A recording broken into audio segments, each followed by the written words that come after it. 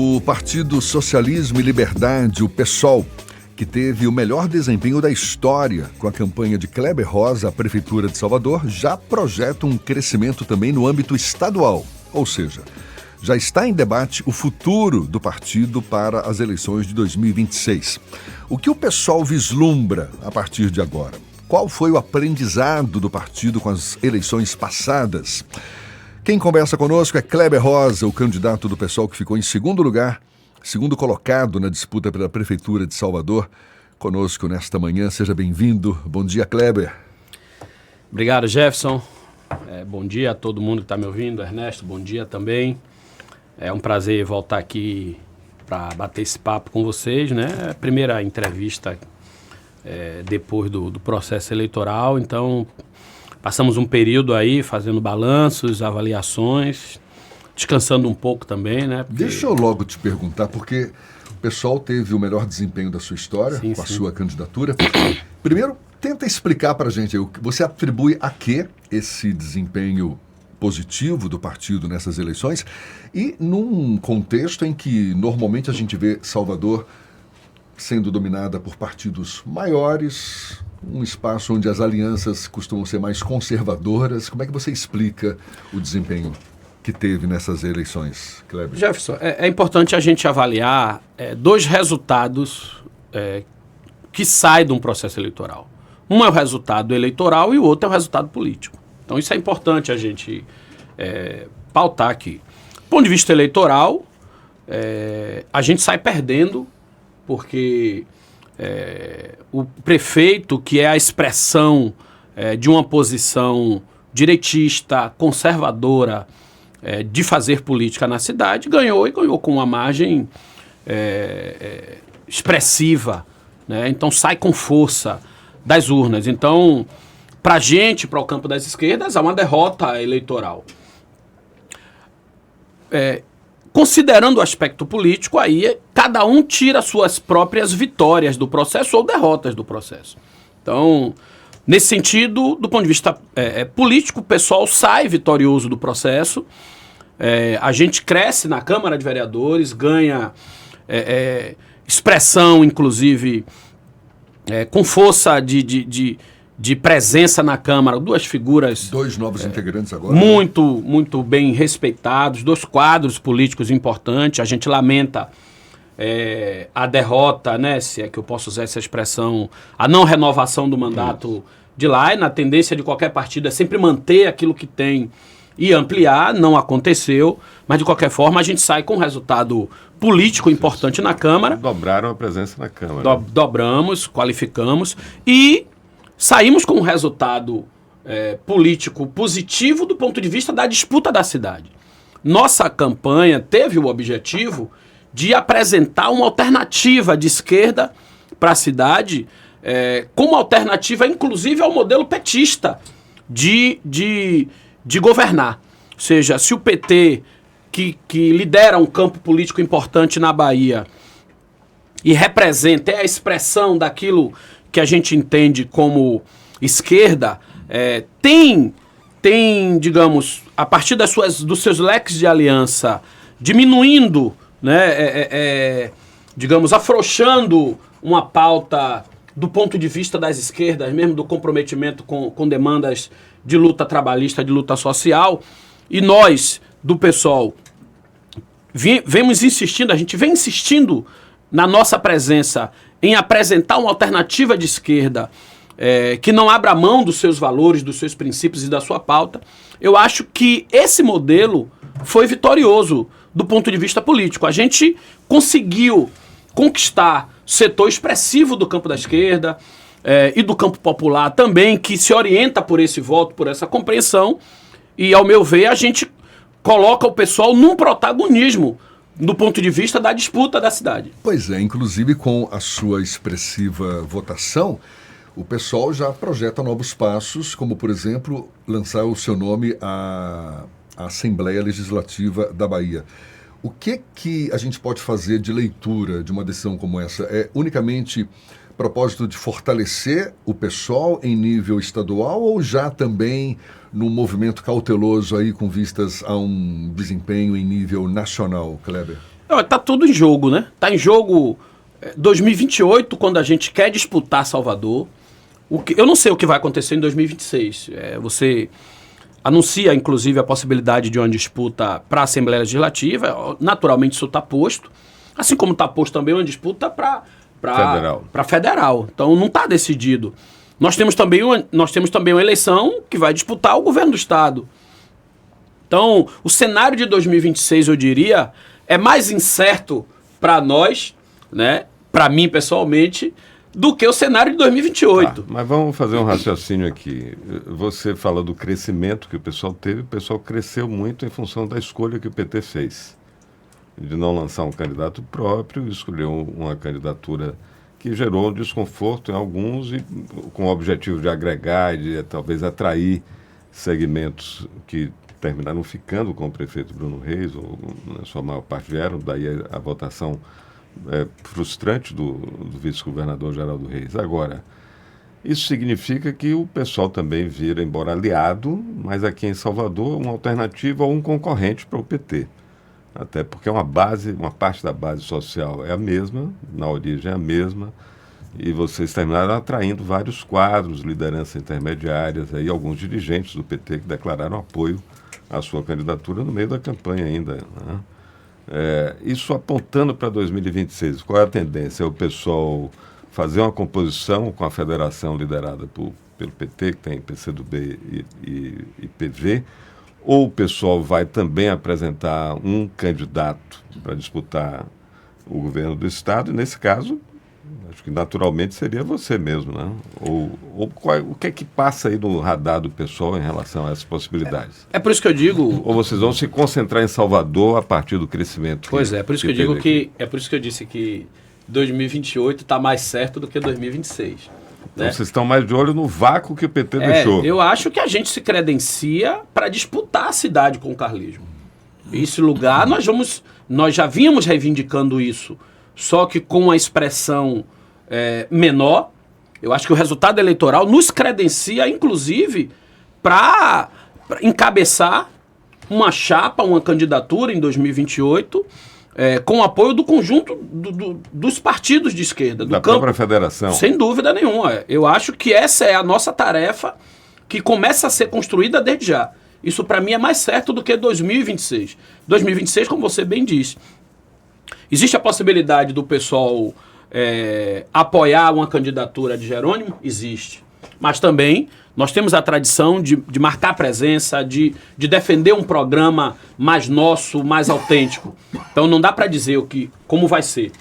A mesma coisa do ponto de vista eu, particularmente, para onde eu vou, que candidatura eu vou que espaço eu vou ocupar nas eleições em 2026 também é algo que o processo vai dizer, a gente vai avaliar. Eu continuo me colocando à disposição do partido para qualquer tarefa, ainda que seja para ser candidato a governador, né, independente de uma possível vontade pessoal minha. Bacana, mas aí no seu perfil como ator político, como candidato que saiu com um protagonismo, com uma evidência, você levou uma exposição muito grande agora na campanha, mas vamos botar o assunto dessa eleição, e certamente isso vai acompanhar aí o debate até a eleição, a sucessão do governador Jerônimo, é segurança pública. Você também é um profissional de segurança pública, e esse é um ponto que, por exemplo, tensiona o pessoal com o governo do Estado. O pessoal tradicionalmente tem uma posição mais crítica em relação à política de segurança do governo.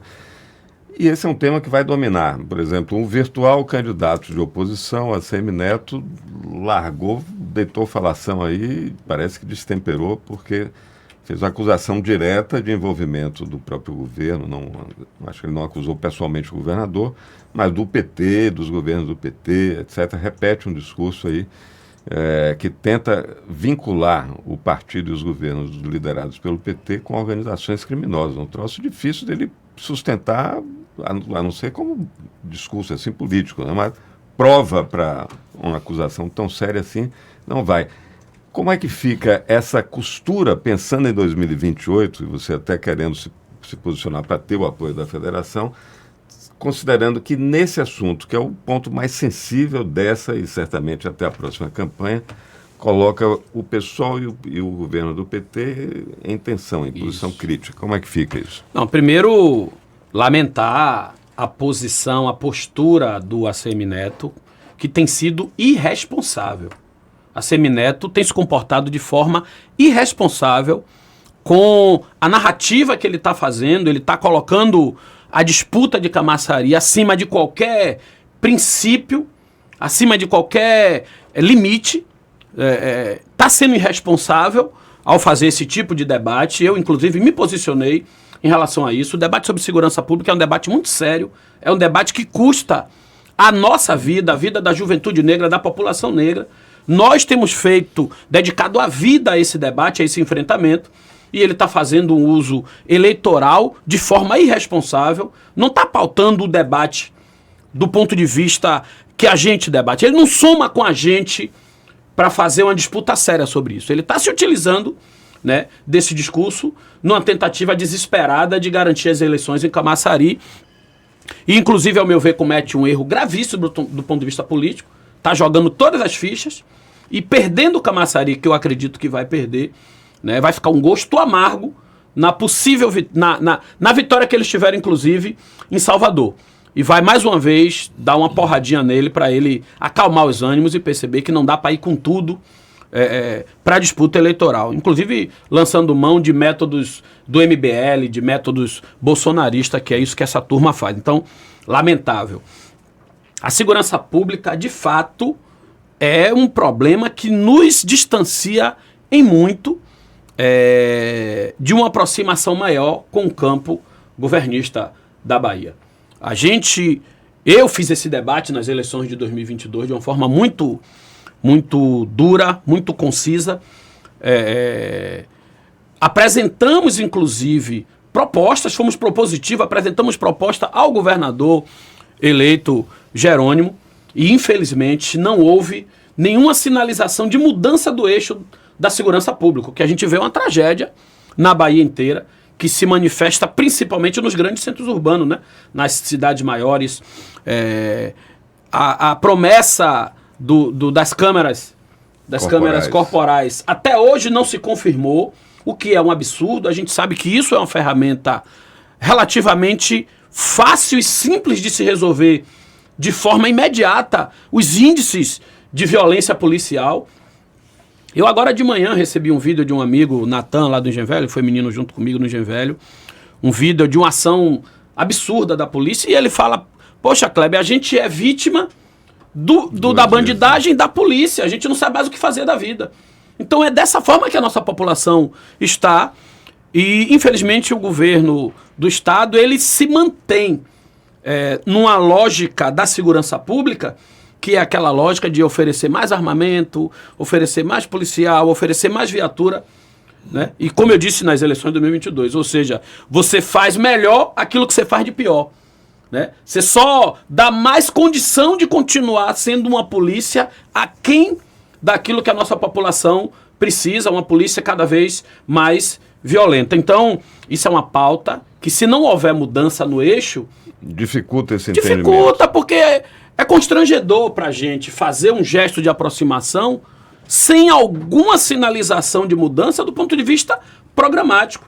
E a questão da segurança pública é, para a gente, o elemento central, dentre outros, né? Tem a política ambiental, que é muito ruim, do governo do estado, dentre outras questões, mas eu quero destacar essas duas, e que, se não houver sinalização, porque a nossa aproximação, a possibilidade do pessoal apoiar um segundo mandato, né, as eleições ali, a reeleição de Jerônimo, passa por uma discussão programática, né? Então, claro que a gente considera essa aproximação, mas a gente considera discutindo programaticamente, né? E como eu disse, o que vai acontecer em 2026, para a gente, é uma peça no jogo, principalmente para 2028. Porque a gente vai continuar discutindo a cidade, né? Nós nos legitimamos por um projeto defendido, não é Kleber.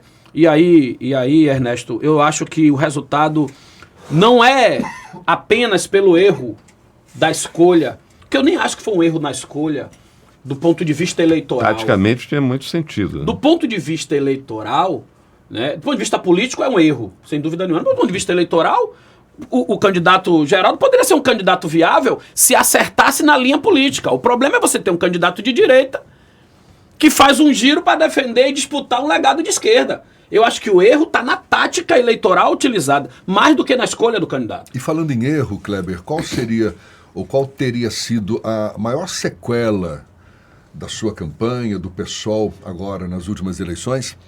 E o maior aprendizado também? Olha, o maior aprendizado é que vale a pena a gente manter a esperança de uma cidade melhor e de uma política honesta, né? Eu acho que a nossa campanha foi uma campanha honesta. A gente falou aquilo que de fato era possível fazer em Salvador. A gente defendeu propostas não eleitoreiras para ganhar voto, mas propostas para disputar um modelo de cidade. Então isso é um grande mérito para a gente quando a população responde a isso.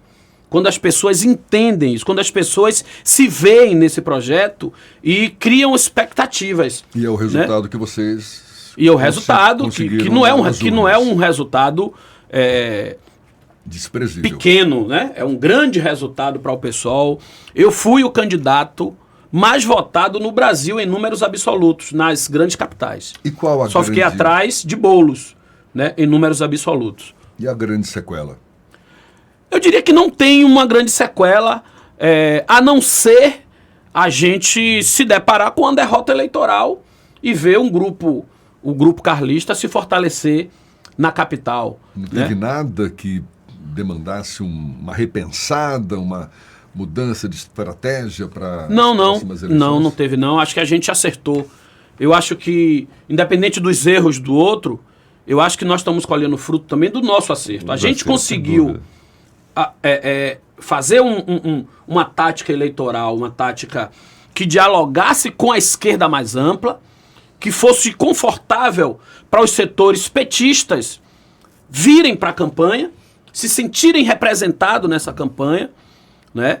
A gente se equilibrou entre, de um lado, um sectarismo antipetista, né, que tende a focar um debate mais antipetista por conta de todas as críticas que a gente tem, e uma linha adesista de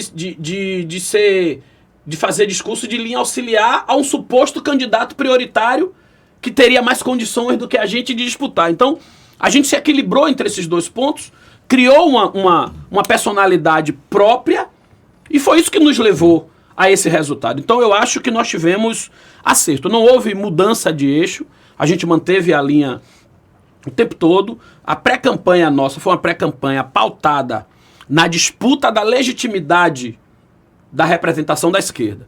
Então na pré-campanha a gente disputou o imaginário com Geraldo. O candidato não é ele, o candidato somos nós. E na campanha em si, a gente optou por uma linha propositiva, fazer a crítica à gestão atual, não direcionada ao indivíduo, mas debatendo a cidade. Então, quando a gente debate mobilidade urbana, quando a gente debate a condição de fome e de desemprego na cidade, a gente faz um enfrentamento ao carlismo programático.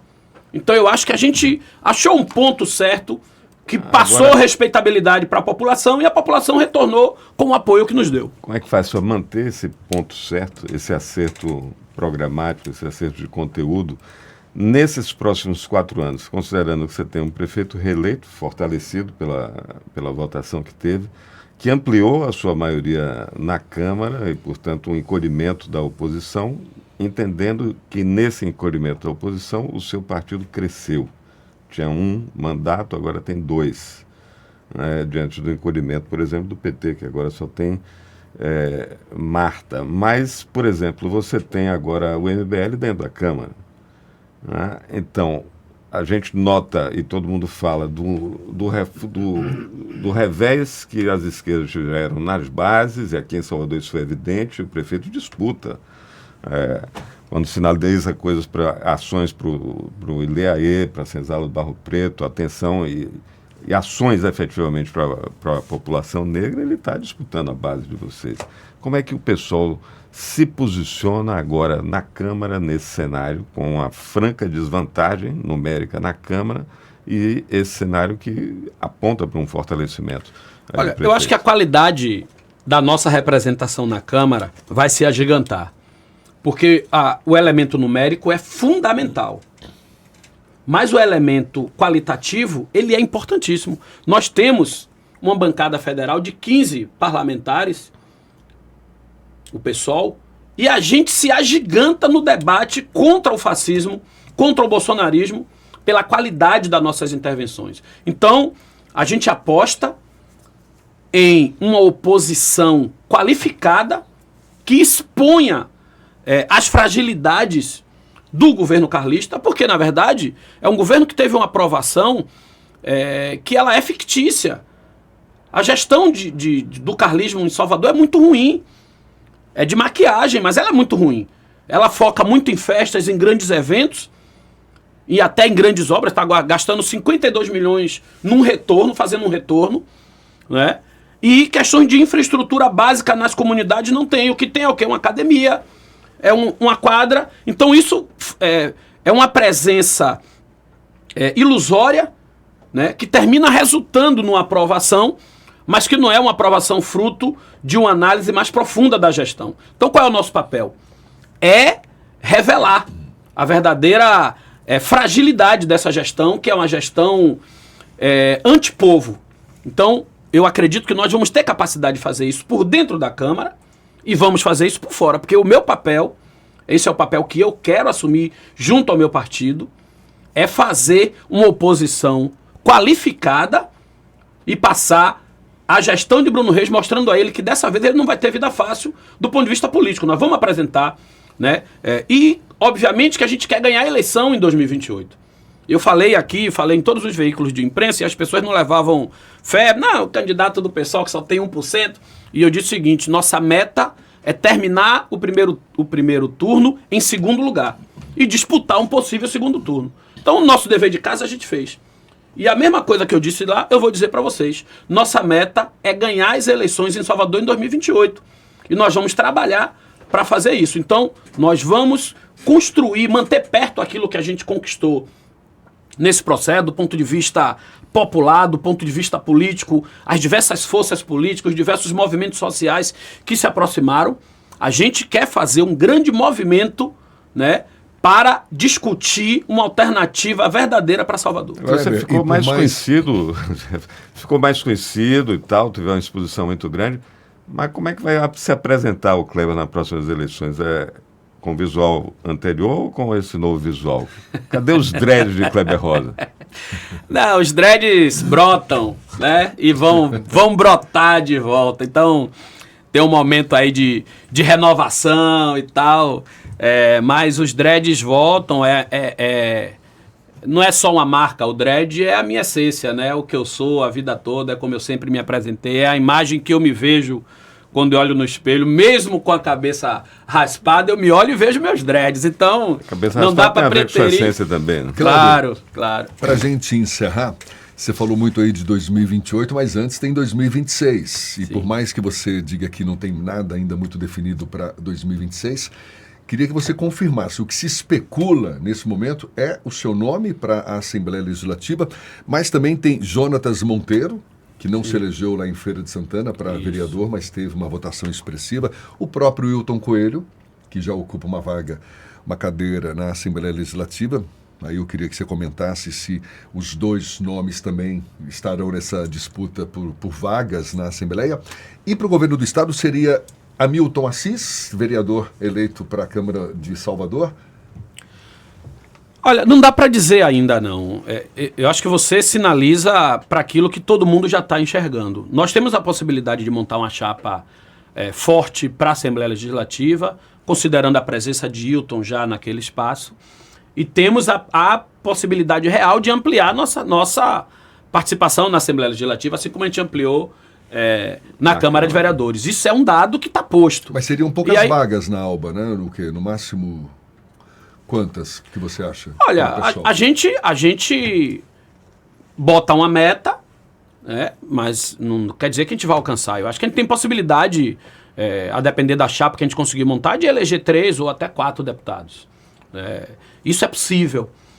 Depende, por exemplo, se nós vamos ter candidatura própria, quem é essa candidatura, né, se consegue defender bem o programa e cumprir bem a tática que a gente estabelecer. Tudo isso está em jogo. Né? Às vezes você acerta na tática, mas não acerta na escolha de quem comanda a tática. É um pouco do que aconteceu com as eleições do governo aqui com o Geraldo. Eu acho que teve ali uma limitação dele conseguir defender bem o que eles definiram, e acho que a definição tática deles foi equivocada também quando tenta construir um candidato de esquerda numa figura que não é de esquerda. E aí tem que ver quem é o estrategista que pensou a tática deles, que eu particularmente acho que foi um equívoco. E volto a dizer, para mim o equívoco está mais na tática, do ponto de vista eleitoral, não do ponto de vista político, do que na escolha do candidato. Né? Porque se escolhe bem a linha, ele é um candidato, por exemplo, que ele podia disputar melhor com Bruno o legado de Bruno do campo da direita. E, no entanto, veio disputar um nicho da esquerda que fez com que ele não ampliasse justamente para o eleitorado que se identifica com Bruno e, consequentemente, poderia se identificar com ele. Estou falando aqui minimamente do que seria uma tática possível. Eu acho que ele estaria mais confortável nesse lugar do que no lugar em que ele foi jogado. Então, acho que o erro tático aí eleitoral foi grande. Então, assim, escolher bem a tática, escolher bem quem representa e quem defende a tática, pode resultar num crescimento maior ou menor nosso na Assembleia Legislativa. Nós temos também um desafio de pensar uma chapa para a Câmara Federal. A gente não tem representação na Câmara e é desafiador para o pessoal também romper com essa barreira. Nós precisamos ter uma representação na Câmara Federal. Né? É um espaço importante de participação, de defesa do Brasil, de enfrentamento ao bolsonarismo naquele cenário. Então eu acho que o pessoal também vai se ocupar de conseguir um lugar na Câmara Federal e ao mesmo tempo de ampliar na Assembleia Legislativa. Então eu volto a dizer, eu me coloco mais uma vez à disposição do meu partido para cumprir a tarefa, seja ela qual for, nas eleições de 2026, para mim ocupar uma vaga na Câmara, ocupar uma vaga na Assembleia, ou mesmo cumprir mais uma vez a tarefa de uma disputa para o governo. Então a gente vai se debruçar sobre isso, vai pensar, e eu estou disposto aí ao enfrentamento, seja ele qual for. Com ou sem dreads? Com dreads, com certeza.